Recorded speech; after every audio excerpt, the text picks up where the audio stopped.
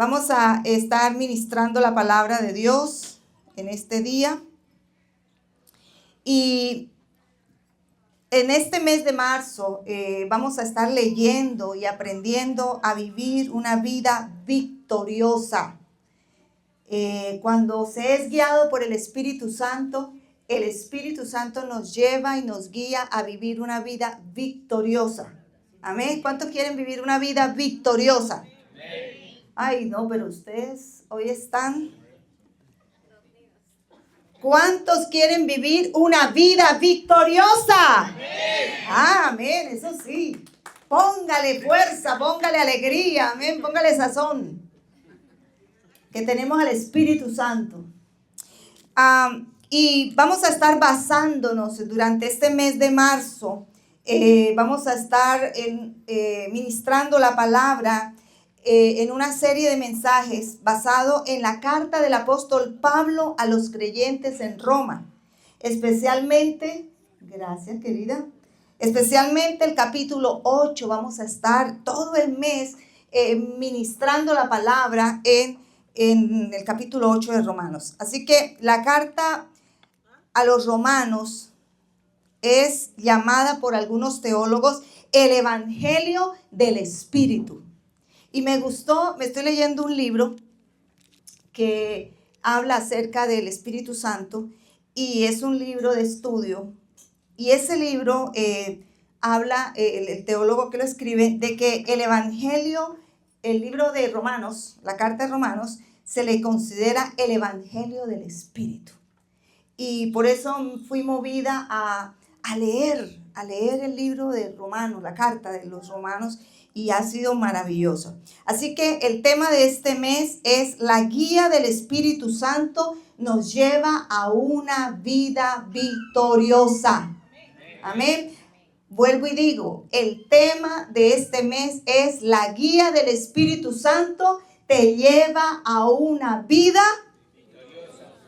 La guía del Espíritu Santo nos lleva a amén, una vida victoriosa. Cuando te guía el Espíritu Santo, ¿sabes? Puedes tener la seguridad de que tu vida va a ser de triunfo en triunfo y de victoria en victoria. Por eso hay que dejar que el Espíritu Santo nos guíe.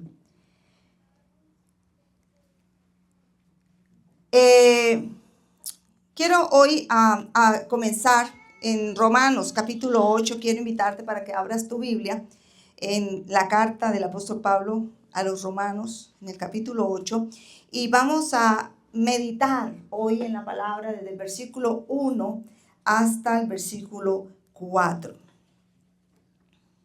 ¿Cuántos trajeron su Biblia? Estamos en la campaña de la Biblia. A ver, sáquenme la Biblia. Voy a hacer como mi pastor hacía hace 40 años. Vamos a volver a los rudimentos. Muéstrenme la Biblia. Va a tocar, los hermanos sugieres a la entrada van a hacer checklist. Si trajo la Biblia. Hermanos, que estamos haciendo este año la campaña de traer la Biblia en papel. De verdad, porque a veces nos quedamos con el celular solamente, pero ¿y qué tal si un día se queda sin batería? Pastora, no leí la Biblia porque me quedé sin batería. No, hermano, la de papel, usted la raya, usted la manosea, es sabrosa. Por eso yo le recomiendo que lea la Biblia de papel. Yo la amo. Este año me hice el propósito de comprarme una Biblia. Dijo, oye, yo me compro zapatos, ropa, me arreglo pelo, no sé qué. Y la Biblia toda desbaratada, las hojas sueltas. Es un mal testimonio. Lo mejor que usted debe tener es la palabra de Dios. Así que su Biblia tiene que ser la más bonita, la más elegante, la más... Muéstrenme la Biblia otra vez. ¿Ah? Inviértale. Usted va y mira la Biblia. ¡Uy, qué caras! $60.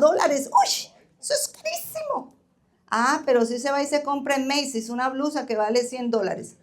Usted no me venga a decir que la Biblia es cara. La Biblia no tiene precio. Inviértale a la palabra de Dios lo que más pueda. Biblias de estudio, Biblia con concordancia, Biblia con mapas, Biblia con todo. Métale con todo a la Biblia. ¿Ustedes por qué me miran como incrédulo? Tiene el iPhone 17. Exacto. No miden, no reparan con el iPhone 17 que vale $1,500, pero sí cuando la Biblia le vale $60 le parece mucho. Métale plática a la palabra de Dios, amén, porque la eternidad está aquí. Así que inviértale. Bueno, Romanos 1, versículo 1 al 4, amén, ¿lo tienen? Vamos a leerlo. Voy a leerlo en versión Nueva Traducción del Viviente. Ya hay la Biblia de papel en Nueva Traducción del Viviente. Así que puede comprar Reina Valera. Hoy voy a vender Biblias. ¿Sabe que sí? El otro domingo traigo Biblias allá afuera. Dice la palabra, por lo tanto, ya no hay condenación para los que pertenecen a Cristo Jesús. Y porque ustedes pertenecen a Él, el poder del Espíritu que da vida los ha libertado del poder del pecado que lleva a la muerte.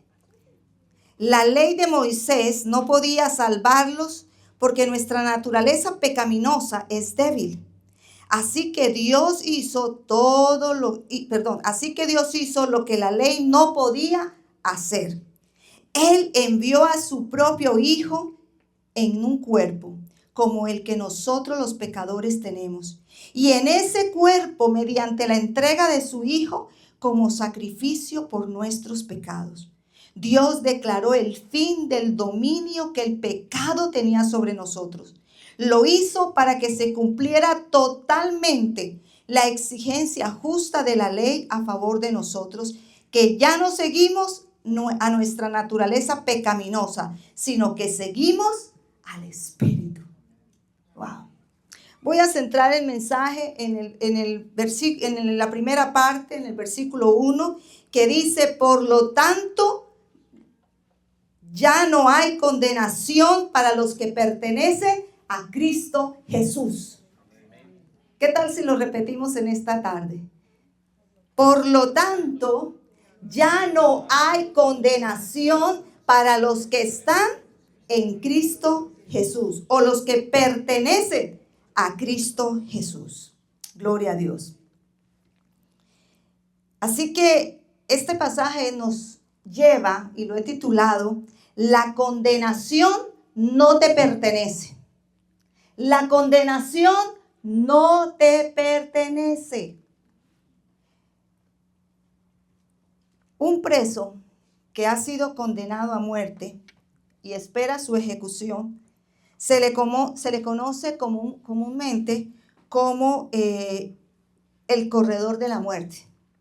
Cuando una persona ha sido condenado a cadena perpetua o a la muerte, entra en un proceso hasta que llega el día de su ejecución, y ese proceso se llama el corredor de la muerte. Está sentenciado, está condenado a muerte y está en el corredor de la muerte. El corredor de la muerte alberga los reclusos que esperan la ejecución por delitos graves como asesinato, terrorismo, principalmente en esta nación. Estados como Texas, Florida, California tienen la ley de ejecución. El 98% de esas personas que condenan son varones. Los condenados pasan décadas en aislamiento, enfrentando el fenómeno corredor de la muerte, debido a la larga espera y apelaciones tratando de salvarse. Ese tiempo puede durar entre 16 a 25 años de espera. Y durante ese periodo, imagínense el sentimiento de la persona, y es con lo que más luchan las personas que están esperando ese momento, porque ese enfrentarse a esa situación, a esos sentimientos de espera, saber que va a morir, que el tiempo va transcurriendo y eso martiriza su mente, su alma. Esa martirización por el daño que hizo, por lo que fue, por lo que hubiera hecho diferente, por si no hubiera hecho eso, si yo no me hubiera comportado así, si yo le hubiera hecho caso a mi papá, si yo le hubiera hecho caso a la profesora, en fin. ¿Usted se imagina la presión de poder querer arreglar y ya decir, ya no puedes arreglarlo? O sea, es un martirio emocional, mental, interiormente, ese proceso. Pero, ¿sabe? Vivir en condenación es cargar con una sentencia de culpa, de pecado, de vergüenza, de haberme equivocado. Y sabes, hay personas que viven en el corredor de la muerte, que tal vez no están en una cárcel, pero en su vida viven en un corredor de la muerte. Ay, ¿por qué hice esto? Ay, pero ¿por qué actúo de esta manera?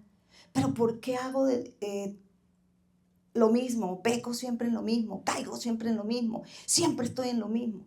Y entran en una culpabilidad y en una condenación. ¿Sabe? Viven en una constante culpabilidad. Pero, ¿sabe? La palabra de Dios nos da una maravillosa noticia en este día. La Biblia nos dice que no hay ninguna condenación para los que pertenecen a Cristo Jesús. Yo le daría un aplauso al Señor por eso. ¡Qué hermoso! No hay una condenación, ya no hay condenación para los que están en Cristo Jesús. Ninguna condenación. Dígale al que está a su lado, no, ninguna condenación hay para los que están en Cristo Jesús. Si en algún momento te has sentido culpable, te has sentido que como en la foto, me gustó esa foto y por eso la coloqué,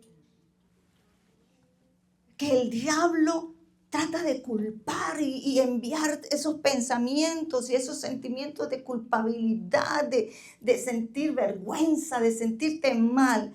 ¿Sabe? La palabra del Señor dice, no hay una condenación para los que tienen a Cristo Jesús. Ahora, ¿por qué? ¿Por qué no hay una condenación? El Señor Jesús dijo en Juan capítulo 3, versículo 17, léalo usted conmigo. ¿Qué dice? Dios no envió a su Hijo al mundo para condenar al mundo, sino para salvarlo por medio de él. ¿Cuántos lo creen? Amén. ¿Sabe? Dios no envió a su Hijo. Dios no entregó a su Hijo entregando lo más valioso, lo más precioso, entregándose Él mismo para venir a condenar al mundo. Dice la palabra que Él vino para salvar al mundo. Amén. Así que el que está en Cristo Jesús es parte de esa salvación y de esa obra de Cristo en ti. Esa obra de libertad de la condenación por el amor que Dios te tiene. Él vino para salvar de la condenación. Él vino para que salgamos del corredor de la muerte. Amén. Él pasó por ese corredor. Él murió para darnos vida a nosotros y otorgarnos el perdón y la libertad. Jesús mismo pasó, llevó en la cruz, cargó esa cruz, pasó por el corredor de la muerte donde tú y yo tal vez deberíamos pasar o estar, pero Cristo pasó, llevó la cruz, fue crucificado, su sangre derramada nos libera del poder de la condenación y de la culpa. Luego el Señor Jesucristo, una vez que es enterrado, se levanta dentro de los muertos, volvió a pasar por ese corredor de culpabilidad donde todos los demonios le hacían sentir el pecado nuestro, pero Cristo salió de ese corredor para darnos a nosotros la victoria y el triunfo. Por eso el apóstol Pablo dice, no hay condenación para los que están en Cristo Jesús. ¿Qué hace la condenación en la vida de una persona? ¿Qué le hace el vivir en el corredor de la muerte espiritual y emocional? Las personas en ese estado de condenación sienten que no merecen amor. Viven con temor al castigo.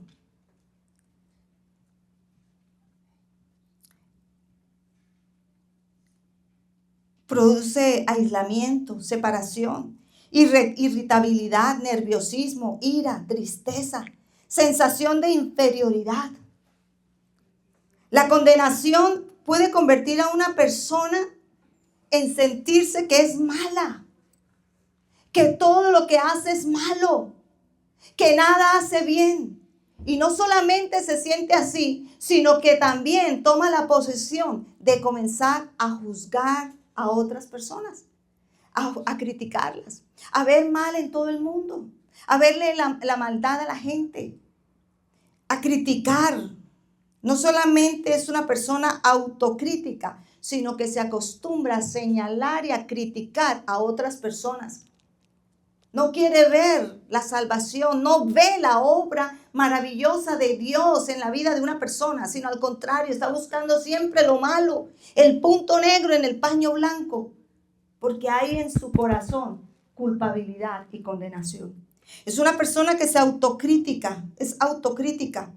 Es una persona que tú por lo regular estás siempre escuchando: soy un idiota, soy tonto, torpe, bruto. ¿Qué me pasa? No puedo creer que haya hecho esto otra vez. Soy tan débil. Nunca voy a resolver esto en mi vida. Debería haber sido mejor. Tengo que ser perfecto. Tengo que hacer las cosas perfectos. No valgo para nada. Esos sentimientos y pensamientos, ¿saben? No te dejan avanzar. Afectan tu salud mental y no te dejan disfrutar la vida del Espíritu Santo de Dios en ti. ¿Por qué? Porque siempre te estás culpando, siempre te estás condenando, siempre, ay, me equivoqué, ay, y viven en un estrés. Y no solamente viven en un estrés de condenación, sino que quieren parecer perfectos. Todo lo tienen que hacer perfecto. Porque es que si hago algo malo, me van a condenar, me van a castigar. Tal vez de pequeñito le vivían cascando por todo. Tal vez le vivían pegando por todo. Toda hora le daban cocorrones, ¿cómo le dicen? Coscorrones. Este puerco chino, este puerco. Entonces, todo perfecto, perfecto. Yo tengo que ser perfecto. Yo tengo que agradar a todo el mundo. Yo tengo que quedar bien con todo el mundo. Y si alguien no le aplaude, entonces, ay, hice algo malo. ¿Está bien? ¿Está seguro que está bien? ¿Lo hice bien? ¿Lo hice bien? ¿Usted no se da cuenta que hay personas que son así? ¿Lo hice bien? ¿Sí? ¿Te gustó? Viven trabajando en ser aceptados. Porque en su corazón hay condenación, hay culpabilidad, sienten que no son perfectos, que no llegan al nivel, que no llegan a la talla. Pero te digo una cosa, el Señor Jesucristo dijo: no dejes que ningún espíritu te ate, porque no hay ninguna condenación, ni culpabilidad, ni vergüenza para aquel que está en Cristo Jesús. Tú tienes que saber quién eres en Cristo Jesús. Tú tienes que saber la obra que Cristo ha hecho en tu vida. Y tú tienes que disfrutarla. No solamente creerla de papel, sino tú tienes que creértela. Amén. Creértela. Creer quién tú eres. Quién eres para el Señor. Cómo te ve el Señor. Cómo te ama el Señor. Dios no quiere que vivas atado a ese pensamiento de incertidumbre. Él nos dio a su Hijo para salvarnos de la condenación eterna. Ay, cómo me gusta eso.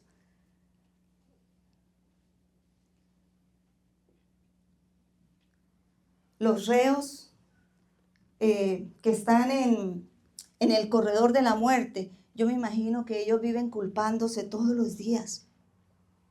Pero también a veces hay personas que viven culpándose todos los días.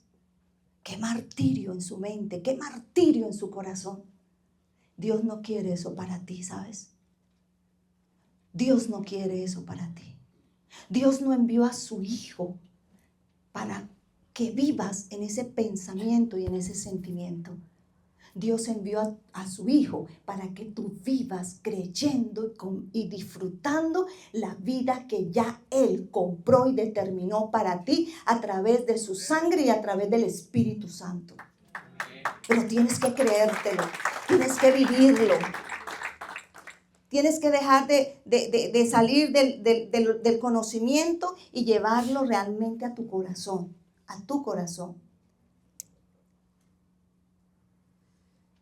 En Romanos 8:11, ven conmigo a Romanos capítulo 8, versículo 11. Ahí está en la pantalla. Este versículo es precioso. Te invito a que lo subrayes. Te invito a que lo escribas. ¿Sabe? Me gustaría que este mes traigas cuaderno y escribas lo que Dios te esté hablando en la palabra. Traiga los colores que le compraron, sí. El pastor va a darles colores a todos. Me decía Yamile, pastora, hoy traje cuaderno, lápiz y Biblia. Le dije, hermana, eso es del Espíritu Santo. ¿Sabe por qué? Porque hoy les voy a dar palabra fuerte. Hoy les voy a dar comida. Que salgan ustedes llenos. Y hubo palabra tremenda. Juan Carlos ministró palabra. Yo dije, no, ya casi que le digo al pastor, yo ni para qué paso con esa tremenda prédica de Hugo recogiendo la ofrenda. Aquí hay palabra, hermanos. Amén. Si hay algo que usted debe sentirse honrado y bendecido, es que aquí hay palabra. Amén. De verdad, le doy gracias a Dios por eso. Romanos 8:11 dice, pero Dios, ¿qué? El Espíritu de Dios, quien levantó a Jesús de los muertos, vive en ustedes.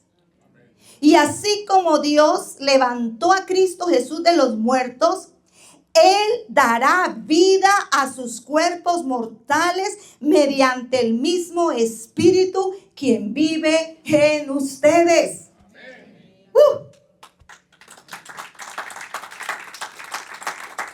El Espíritu que levantó a Jesús de los muertos. Este es uno de mis versículos favoritos. El Espíritu de Dios que levantó a Jesús de los muertos, Él vive en ti. Y si el Espíritu de Dios que levantó a los muertos, que levantó a Jesús de la muerte, de la tumba, vive en ti, ese mismo Espíritu te va a levantar a ti de todo espíritu de condenación y de muerte, de culpabilidad y de vergüenza. Amén. Te va a levantar. Te va a levantar de la depresión. Te va a levantar de la tristeza. Te va a levantar del no puedo. Te va a levantar del estoy enfermo. Porque más grande es el que opera y quien opera en ti que lo que opera en el mundo. Pero tú lo tienes que creer. Y te lo tienes que creer. Y lo tienes que repetir. Y lo tienes que vivir en el Señor. Amén. Romanos 8:34. Entonces, ¿quién nos condenará? ¿Quién nos condenará? Nadie. Wow. ¿Cómo me gusta esa palabra? Romanos 8:34. Entonces, repítanlo. Pero hágalo con poesía. Entonces, ¿quién nos condenará? Nadie. Pero dígalo con actitud. Ay, no, Dios mío. Entonces, ¿quién nos condenará? No, dígalo con actitud, que lo oiga el diablo. Que se lo oiga usted. Cuando usted dice, no puedo, yo soy pobrecito, es que a mí nadie me quiere, no, yo soy un rechazado, yo no. Cuando usted usted diga, entonces, ¿quién me condenará? Nadie. Nadie, porque Cristo Jesús murió por nosotros y resucitó por nosotros y está sentado en el lugar de honor a la derecha de Dios e intercede por nosotros. Aleluya. Gloria a Dios. Están contratados para el próximo obra de teatro. Pueden sentarse. ¿Quién nos condenará? Nadie. ¿Quién te va a condenar? Nadie. Amén. Así es, nadie te va a condenar. Amén. ¿Cómo salir de una actitud de condenación? ¿Cómo salir de una actitud de culpabilidad si Cristo ya lo hizo por ti? Si el Espíritu Santo opera en ti. Entonces, ¿cómo salir de una situación y de ese sentimiento de culpabilidad y de condenación? Diga usted, ¿cómo? Muy bien. Número 1. La liberación proviene de aceptar el perdón y la gracia de Dios en la persona de Cristo. Lo primero que te va a sacar a ti de ese espíritu de condenación, de culpabilidad, de vergüenza por el pecado, por las cosas malas que has hecho, por las cosas que no has hecho. Ay, es que si yo hubiera hecho, si yo me hubiera casado con el novio de los 15 años, y ya tienes 40, 50 años, ¿qué vas a vivir pendiente del pasado de si te hubieras casado con el joven de los 15 años, por favor? Amén. Ay, mis pecados. Uy, es que yo era bien mala. Yo era bien malo. Yo cogí una gallina y le quité la cabeza. Ya. ¿Sabe una cosa? Jesucristo te perdonó y derramó su gracia sobre ti. No importa qué hayas hecho o qué no hayas hecho o cuánto te hayas equivocado. Si tú le pediste perdón a Dios con tu corazón sincero, Él te ha perdonado. Su sangre te ha hecho limpio.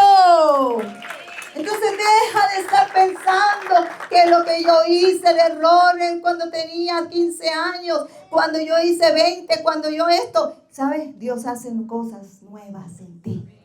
Cristo perdonó tus pecados. Amén. Entonces lo primero que tienes que hacer es, ¿qué? Creer en el perdón y la gracia. ¿En quién? En Cristo. Amén. Gloria a Dios. Número 2. Acepte el error. Acepte el error. Reconozca que equivocarse es parte de la experiencia humana y no define tu valor como persona. Amén. Hermano, te equivocaste. No eres perfecto. No eres Dios. Tóquese. Eres carne. Y como carne te equivocas. Metemos, como dice vulgarmente, las paticas. Nos equivocamos. Todos los días nos equivocamos. Todos los días fallamos. Y tenemos que reconocer que somos humanos, seres imperfectos, pero que dependemos de un Dios perfecto. Amén. Y que es por su gracia. Que si algo somos, que si algo tenemos, es por su gracia y misericordia, no por mí, porque yo soy imperfecta y tengo que aprender a saber que soy imperfecta. No tengo que ser perfecta. ¿Sabe que yo antes luchaba con eso? Yo trataba de mostrar perfección. Ay, que los hermanos no vayan a... perfección. Ay, ¿sabe que un día dije, no más? Al único que le tengo que agradar es a mi Padre Celestial. Y yo tengo defectos, ¿sí? ¿Y sabe qué? Hoy en día me río de mis defectos. Porque uno tiene que aprender a reírse de sus defectos para ser libre de la condenación. Porque si tú no te ríes de tus defectos, el diablo te va a dar duro por ahí. Y te va a hacer sentir súper mal. Y por ahí hay gente que le fascina meter el dedo en la llaga. Donde saben que tú tienes el defecto, ahí te restregan. Y eso que eres cristiano. Y eres hijo de Dios. Y vas a la iglesia y mira. Y el esposo. Y eso que vas a la iglesia. Y eso que eres la pastora. Y tú tienes que aprender a aceptar que tú eres imperfecto. Sí, yo soy así. Sí, Dios está haciendo una obra en mi vida. No soy perfecto ni voy a jugar a ser perfecto, porque el único perfecto aquí es Dios. Y eso te libera, hermano. Eso te libera de ese estrés de perfección, de hijo de Dios. Casi tengo que andar con la aureola así. Hermano, morir tenemos, hermano, no sabemos ni cuándo ni cómo tenemos. Y usted no sabe, a veces la gente se viste de hipocresía religiosa para aparentar perfección que no existe y se vuelven mentirosos. Ay, perdónenme si estoy haciendo fuerte, pero es que es verdad. No, tenemos que la perfección. Que no se oiga, que no se vea. Disimúlela, póngale el pañete. ¿Para qué? ¿Sabe que aparentar perfección es orgullo? No hay otra, es orgullo. Y el orgullo no viene de Dios. ¿Quiere decir que entonces podemos ser descarados de ir mostrando nuestras imperfecciones? No, tampoco. Pero sí reconocer nuestras debilidades, ser humilde, reconocerlas y pedir perdón. Amén. Y decir, Señor, necesito tu obra porque yo no puedo en mis fuerzas. Yo te necesito a ti. Y a la gente decirle, soy imperfecto. Tenme paciencia, por favor. Ámame y perdóname. Y voy a trabajar, pero no tengo que impresionarte. Y eso te va a liberar mucho de la condenación, de vivir en condenación y en culpabilidad. Entonces, el segundo, ¿qué es? Acepta tus errores, acepta las cosas que no haces bien, sé humilde y reconócelo y no aparentes. Tercero, trabaja en la convicción y no en la condenación. La condenación trae culpa, vergüenza, trae desesperación por mostrar las cosas, mientras que la convicción proviene de Dios para guiarte al arrepentimiento y al cambio. Amén. Por eso pídele al Espíritu Santo que traiga convicción a tu corazón cuando te equivocas. Pidámosle al Espíritu Santo convicción en las cosas que hagamos. Pidámosle al Espíritu Santo que traiga convicción a nuestro cónyuge. Pidámosle al Espíritu Santo que traiga convicción a nuestros hijos. Porque es la convicción del Espíritu la que los lleva realmente a tener arrepentimiento y cambios en su vida. Mientras que la condenación lleva a tomar el papel de víctima. Y no queremos victimarios, queremos gente con convicción, porque la convicción nos lleva al arrepentimiento. ¿Están entendiendo? Entonces, trabaja en la convicción, no en la condenación. Trabaja más bien en pedir al Espíritu Santo que produzca convicción en tu corazón. Convicción en las cosas. Número 4, enfocarse en la acción de reparar el daño en lugar de un castigo personal. Cuando nos equivocamos, cuando fallamos, cuando cometemos pecado, cuando fallamos a Dios, cuando le fallamos a la gente, cuando le fallamos a los amigos, a la familia. Enfoquémonos en reparar lo que dañamos, lo que trajo las consecuencias de ese pecado, las consecuencias de esa desobediencia, la consecuencia de esa rebeldía, la consecuencia de la mentira. Enfócate en reparar el daño, en lugar de castigarte. En lugar de castigarte, decirte, por mi culpa. Claro, eso me pasó porque yo cometí pecado, sí, porque yo no hice, No. En vez de aculparte, ¿sabes? Di qué voy a hacer para reparar el daño. ¿Qué voy a hacer para cambiar? ¿Qué voy a hacer para hacer mejor las cosas? No juzgues tampoco a las personas. Más bien dile, cómo podemos restaurar, cómo podemos recuperar, cómo podemos arreglar, cómo podemos solucionar, cómo podemos enmendar aquello en lo que hemos hecho daño o en lo que nos hemos equivocado, pero no en castigarnos en nuestro corazón, castigar a los demás. Amén.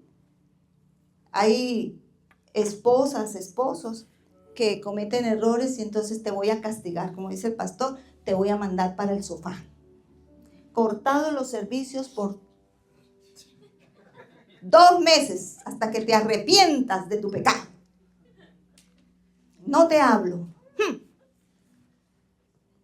¿De qué? Si total se van a arreglar. Sí, porque uno termina arreglándose. Y pasaron 2 meses sin hablar y amargados. O con los hijos. No te voy a dar, te voy a quitar todos los privilegios. Más bien, ¿por qué no vamos a reparar lo que se dañó? Vamos a corregir, vamos a arreglar. Amén. Vamos a tomar acción de restaurar, de poner orden, de arreglar las cosas. Enfoquémonos en eso y no en lastimar o en castigar, sea a nosotros o sea a las demás personas. ¿Cuántos dicen amén a eso? Amén. ¿Estamos bien? ¿Están bien? ¿Sí? Están como callados. Me preocupa. No, a mí me gusta cuando la gente está callada porque el Espíritu Santo está ministrando. Amén. Porque cuando uno está, ¡ay, sí, amén, amén! Distracción. No. Enfócate en la palabra. A mí me gusta cuando está todo en silencio porque el Espíritu Santo trabaja en el silencio. Número 5. ¿Cómo ser libre de la condenación? Perdónese a sí mismo. Diga conmigo, perdonarse a sí mismo. Acepta el pasado. Acepta la situación. Acepta lo que pasó. Acepta que te equivocaste. Acepta que pecaste. No minimices el pecado. Ay, no, eso fue una fallita chiquitita. No. Seamos serios y digamos, sí, me equivoqué. Yo regué la pata. Yo me equivoqué. Acepto mi pecado. Acepto lo mal que yo hice. Pero, ¿qué vas a aprender? Y es importante a la hora de aceptar y perdonarnos nuestras faltas, nuestros pecados. Aceptarlo, pero decir, ¿qué aprendí? ¿Qué aprendo de esta situación? Porque un error, un pecado, una falla debe dejarnos una lección. Amén. Porque si no te deja una lección, tú vuelves a tropezar con la misma piedra. Y entonces a veces las personas viven, ¿cómo es la canción de la piedra?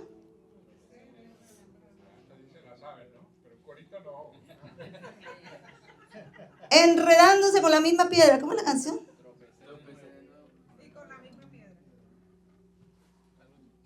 No se la saben. No es esa.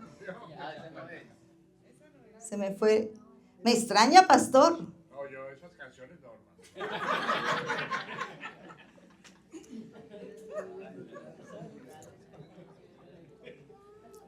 ¿Y sabe? Sí, algo así, pero no.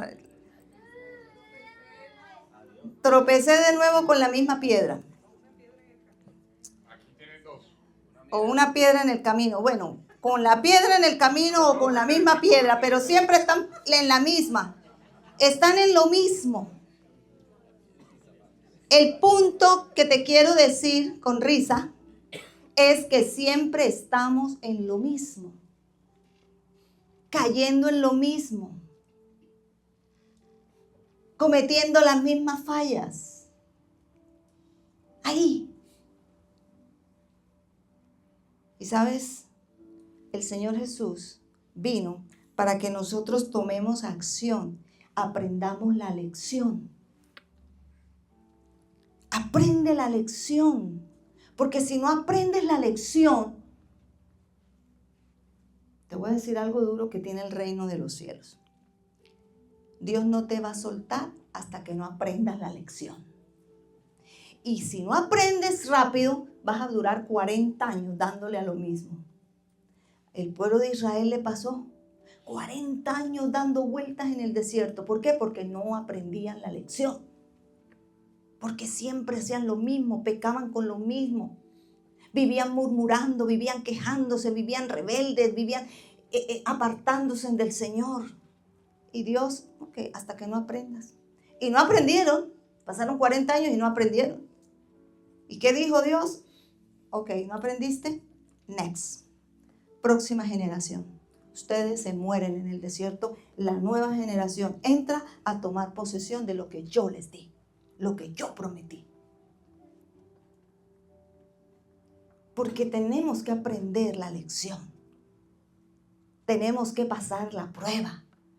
Amén. No para vivir en condenación. Ay, pobrecito, es que a mí me pasa siempre lo mismo. Siempre pelean conmigo. Ay, ¿por qué será que pelean contigo? ¿No será que tienen un problema de carácter? Eso no es normal. Que siempre te pase lo mismo. Examínate. Diga, oye, venga acá, Señor, revélame qué es lo que está pasando. ¿Por qué me pasa esto? Hay que aprender de la lección. Y luego, pasar la página. Amén. Pasar la página. ¿Qué significa? Aprendí la lección, vencí, Señor, ahora hay algo nuevo para mí. Las cosas nuevas. Todo es hecho nuevo en el Señor. Las cosas viejas pasaron. Ahora todo es hecho nuevo, Señor. Hay una página en blanco que vas a escribir con cosas nuevas que Dios tiene para ti. Y tienes que estar dispuesto a escribirlas. Pero no te quedes con lo viejo y peleando en tu mente con lo mismo. Sino, Señor, muéstrame porque yo quiero hacer algo nuevo en mi vida. Yo quiero que pase algo nuevo en mi vida. Yo quiero, Señor, comenzar cosas nuevas, disfrutar el hoy tuyo, Señor, y vivir del hoy y del futuro glorioso que tú tienes para mí. El poder del Espíritu que da vida los ha libertado del poder del pecado que lleva a la muerte. El Espíritu que ahora tenemos nos ha liberado de vivir en condenación. Ya no seguimos a nuestra naturaleza pecaminosa, sino que seguimos al Espíritu. Y el Espíritu de Dios es libertad. Amén. Aleluya. El Espíritu de Dios es libertad, dice el apóstol Pablo. Y por eso él dice en el versículo 34, entonces, ¿quién nos condenará? Nadie te va a condenar. Porque Cristo murió por mis pecados. Resucitó por mí. Y ahora está sentado en el lugar de honor a la derecha de Dios. Y está intercediendo todos los días por ti y por mí. Para que yo me mantenga fiel y firme con Él. Y no caiga y no regrese atrás. Sino viva una vida victoriosa. Dale fuerte ese aplauso al Señor. Quiero invitarte que te pongas sobre tus pies. Y sabe, hoy te pregunto. Hoy quiero hacerte una pregunta. ¿Existe un error en tu pasado por el cual estés teniendo dificultad de perdonarte a ti mismo?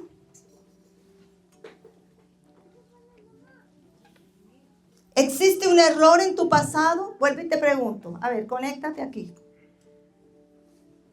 ¿Existe algún pecado por el cual estás teniendo dificultad de perdonarte?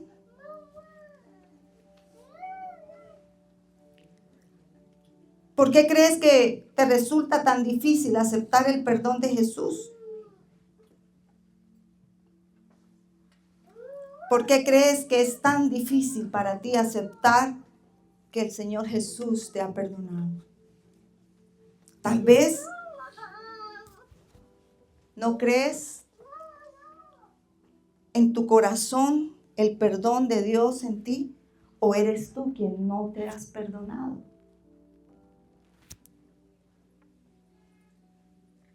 Tal vez crees que Dios sí te perdonó, pero tú no te has perdonado.